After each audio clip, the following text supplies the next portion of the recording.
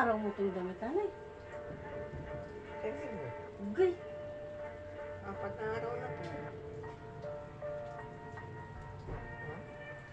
Kahit bata nga ng bikit ko, hindi niya kapain eh. Matutok pa rin ka na neto, ayos na. Dapat sabihin mo, palit ka ng damit.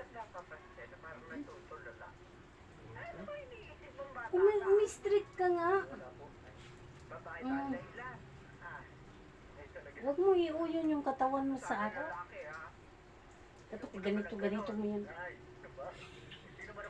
Gusto ko lang mahampat-hampat eh. Ito, nang-tiit na ito dito. Wala nang ano yan, wala nang... Hindi na maka... Ano dito kung may balikat ko. Ano man. Ganito mo siya, oh. Para yung dugo niya ma-circulate. Ganito.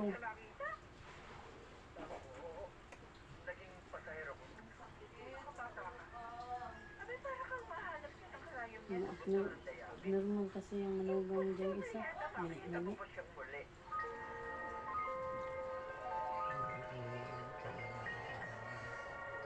Hindi man yun siya ganyan dati, no?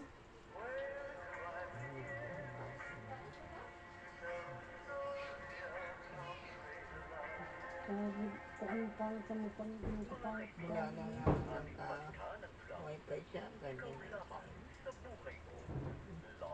Nabubuang yun sa ano ay. Cellphone. Hindi niya masikaso ang asawa niya.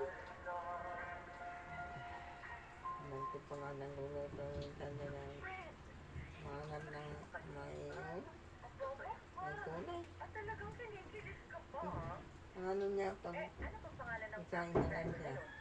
Tapos, paglagan, tugtugan niya tuyo, saka kain.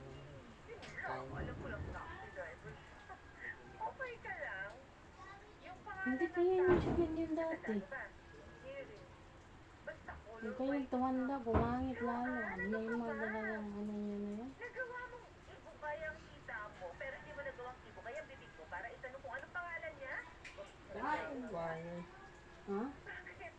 Dahil ba sa sobra ka nasiyahan? Yan? Kaya wala Sa'yo. namang lumabas sa bibig mo, kundi puro, ay, naku, ewan ko sa'yo. Bahay mo yan. O yan yung likod ng bahay mo. Kasi masyadong mabilis Yan likod ng bahay mo. dahil sobra kang napasaya. Ito? Oo. Katulad ni Baron, Ang ganda sa camera, no? muna, bago ka gagawin. Ay, naku. Yun nga yung Hirap ng ganyan eh. Andyan pa. Kung may bisita, kung nagbubuo ng bahay.